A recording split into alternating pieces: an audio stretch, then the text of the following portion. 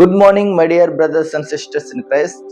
ప్రభు అయిన యేసుక్రీస్తు వారి ఉన్నతమైన నామంలో, శ్రేష్టమైన నామంలో ఈ ఉదయకాల సమయం ముందు అందరికీ శుభాలు తెలియజేస్తున్నాను. అందరూ క్షేమంగా ఉన్నారా? మీ అందరూ క్షేమంగా ఉండాలని ప్రతినిత్యము మీ కొరకు ప్రార్థిస్తున్నాం. ఈరోజు దేవుని వాగ్దానం వినాలని ఆశ కలిగి ఉన్నారా? ప్రతిదినము దేవుని వాగ్దానం వినడం వలన మన ఆత్మీయ జీవితంలో కానివ్వండి, మన నిత్య జీవితంలో కానివ్వండి, ఎంతగానో మనం దేవుని మార్గంలో నడుచుకోవడానికి, మంచి మార్గంలో నడుచుకోవడానికి, అనేక మందికి మనం మాదిరికరంగా ఉండడానికి ఈ యొక్క వాగ్దానాలు అనేది ఎంతగానో మనల్ని ఆదరిస్తున్నాయి, బలపరుస్తున్నాయి. అలాగే మన జీవితాన్ని, మన కుటుంబాన్ని నిలబెట్టుకోవడానికి ఎంతగానో సహాయపడుతున్నాయి. అనేక మంది సాక్ష్యాలు చెప్పడం అనేది జరుగుతుంది. వాగ్దానాల ద్వారా మేము ఎంతగానో ఆదరించబడుతున్నామండి, ఎంతగానో మాకు ధైర్యంగా ఉందని చెప్పడం అనేది జరుగుతుంది. చాలా సంతోషం. మనకు ఈ కృపను ఇచ్చిన దేవుని మన నిత్యము ఎల్లప్పుడూ ఆయన యందు ఆనందించుడి, ఎల్లప్పుడూ ఆయన యందు మనం సంతోషిస్తూ ఉండాలి. ఈరోజు దేవుని వాగ్దానం అందరి దగ్గర పరిశుద్ధ గ్రంథాలు ఉన్నట్టయితే తెరిచి చూడండి. కీర్తనల గ్రంథము 30:1.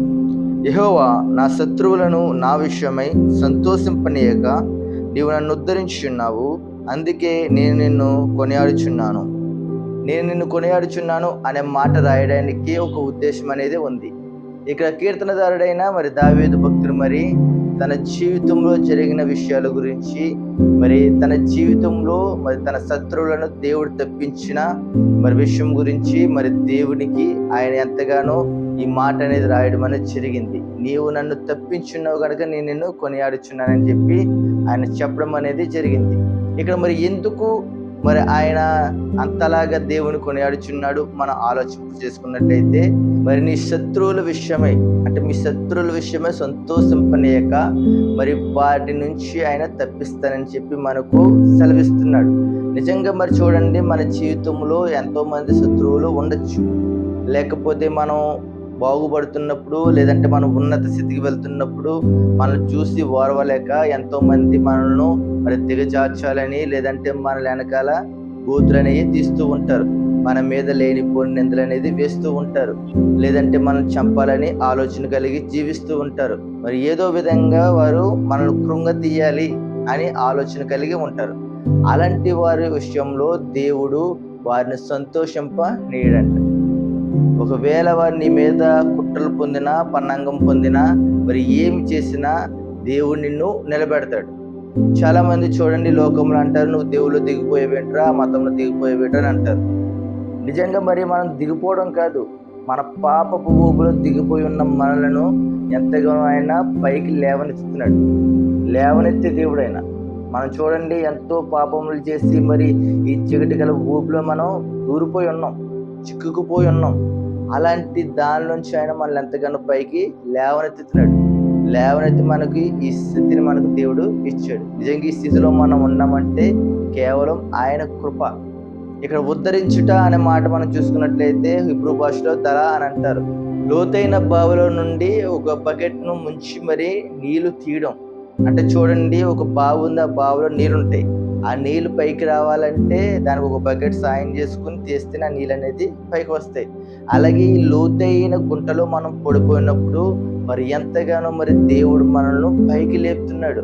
నిజంగా ఆ బావి ఎవరంటే నిజమైన దేవుడు, మన దేవుడు యేసుక్రీస్తు ప్రభు వారు. ఈ లోకంలో నేను ఎంతో మంది అనొచ్చు, నిజంగా ఆ మతంలోకి వెళ్ళిపోయేవేటి, లేదంటే మతంలో దిగిపోయేవేట్రా అని చెప్పి నేను అనొచ్చు. కానీ ఎప్పుడు కూడా మీరు బాధపడవలసిన అవసరం లేదు. దేవుడు మతాలను కానీ, లేదంటే మనుషులను కానీ, లేదంటే ఎంతగానో ఆయన మార్చడానికి ఏమీ రాలేదు. ఆయన తన ప్రేమను చూపించడానికి వచ్చాడు. ఆ ప్రేమ ద్వారా మనల్ని ఆయన రాజ్యాన్ని చేర్చడానికి వచ్చాడు. అందువల్ల నువ్వు మతం ఏమీ మారినట్టు కాదు. నువ్వు నిజమైన దేవుణ్ణి నమ్ముకున్నావు కనుక ఆయనను ఆరాధించేవారు ఎప్పుడు కూడా గొప్పవారిగా ఆయన చూస్తాడు. అంతనే దేవుడు అంటున్నాడు, శత్రువులపై విజయం ఇస్తాడంట మనకు. నీ విజయం చూసి వారు ఏడ్చిలాగా వారిని చేస్తారంట. ఒకవేళ నీ వెనకాల వారు గోతులు తవ్వారనుకో, తవ్వి వారు నవ్వే లోపే నీకు దేవుడు విజయం అనేది ఇస్తాడు. ఒకసారి నాకు అనిపిస్తుంది, షడ్రక్ మేషకు అబేద్నెగోలను రాజు అగ్నిగుండంలో వేసినప్పుడు నిజంగా వారు కాలిపోయి బూడిదైపోయి ఉంటే ఆ రాజు ఎంత సంతోషించుకోడో. నా అంత గొప్ప రాజే లేడు, అని చెప్పి ఎంతగానో తన గర్వంతో ఆయన సంతోషించేవాడు. కానీ దేవుడు మరి ఆ బెదగర్గోలను, షడ్రక్ మేషకులను మరి ఎంతగానో కాలనివ్వకుండా, అగ్ని వాసన కూడా తరగనకుండా మరి వారిని కాపాడడం అనేది జరిగింది. అక్కడ చక్కటి అద్భుతం అనేది జరిగింది. దానియేలు గారిని కూడా చూసుకోండి. మరి దానియేలు గారిని సింహభవనంలో వేసినప్పుడు నిజంగా ఆ సింహాలు అనేది తినేస్తుంటే, ఆ సింహాలు తినేసినప్పుడు మరి ఎంతగానో మరి ఆ పరిస్థితికి తీసుకొచ్చిన వాళ్ళు ఎంతగానో నవ్వుతూ ఉండేవారు, నా వల్లే ఆయనను సింహాలు తినేసినని చెప్పి. కానీ దేవుడు ఎంత మాత్రమును ఆయనను సింహాలు తినకుండా సింహాల నోరును ఊహించాడు. సరే, నీ వెనక ఎంతమంది పన్నాగాలు పొందినా, నీ వెనక ఎంతమంది మరి గోతులు తీసినా, నీ వెనక నిన్ను ఎంతమంది అపహేళన చేసినా, వారు నవ్వక ముందే దేవుడు నీ జీవితంలో గొప్ప కార్యములు చేయగలుగుతాడు. గొప్ప కార్యములు చేసిన దేవుని మనం ఆరాధించాలి, కనపరచాలి, కొనియాడాలి. ఇక్కడ శత్రువులు అంటే కేవలం మనం మనుషులు మాత్రమే అనుకుంటాం. కానీ మనుషులు మాత్రమే కాదు, మనకు వచ్చిన వ్యాధులు శత్రువులే, మరి ఎంతగానో మనకున్న ఆర్థిక ఇబ్బందులు కూడా శత్రువులే, మనకున్న అపవాది కూడా శత్రువే. ఇలాంటి వారి నుంచి దేవుడు మనల్ని ఎంతగానో ఓడిపోనేవాడు. ఎందుకంటే ఆయన నామ మహిమార్థమై మరి మనల్ని ఓడిపోవడం ఆయనకి ఎంత మాత్రం ఇష్టం లేదు.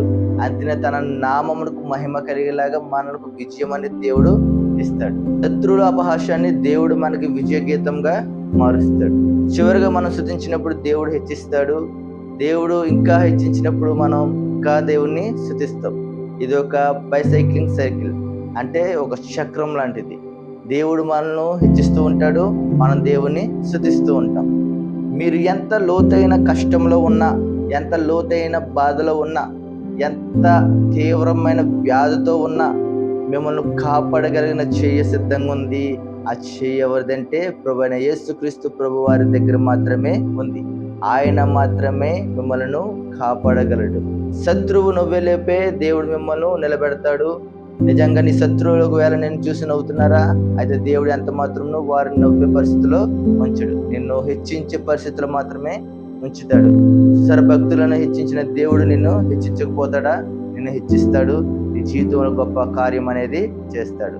ఈ వాగ్దానాన్ని నీ జీవితంలో క్లెయిమ్ చేసుకుని మరి దేవుని స్తుతించు, దేవుడు నిన్ను హెచ్చిస్తాడు. ప్రార్థన. ప్రేమగలిగిన తండ్రి, కృపగలిగిన దేవా, ఈ రోజు మాకు ఇచ్చిన వాగ్దానాన్ని బట్టి నేను ఎంతగానో స్తుతిస్తున్నాం తండ్రి. నాయన మా జీవితంలో ఎంతగానో మమ్మల్ని హెచ్చిస్తున్నందుకు మీకు వందనాలు. మరి మాకు ఎన్ని కష్టాలైనా, ఎన్ని బాధలైనా, ఏమున్నా ఒడిదుడుకులు ఎదుర్కొంటున్నా మరి ఎంతగానో మమ్మల్ని నిలవబెట్టి మమ్మల్ని ఎంతగానో నడిపిస్తున్నందుకు నీకు వందనాలు, స్తుతులు, స్తోత్రాలు చెల్లిస్తున్నాం నాయన.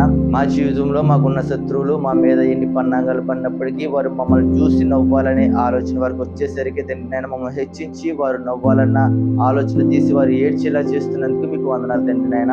నాయన ఎవరైతే ఇంకా బాధలతో బాధపడుతున్నారో, ఇంకా ఎవరైతే మరి అనారోగ్యాలతో ఉన్నారో, ఎవరైతే సమస్యల వలయంలో పడి ఉన్నారో వారందరినీ విడిపించమని యేసుక్రీస్తు వారి ఉన్నతమైన నామంలో ఇచ్చిన ప్రార్థన అడిగి విడిపించున్నాం మా ప్రియ పరలోకపు తండ్రి. ఆమేన్, ఆమేన్, ఆమేన్. అందరికీ మై గాడ్ బ్లెస్ యు. దేవుడి మీ అందరిని దీవించును గాక. ఆమేన్. మరిన్ని ఆత్మీయ సందేశాల కోసం ఈ యొక్క ఛానల్ను ఫాలో చేస్తూ ఉండండి. దేవుని చిత్తమైతే రేపటి దినం మరొక వార్తలతో కలుసుకుందాం. అంతవరకు సెలవు.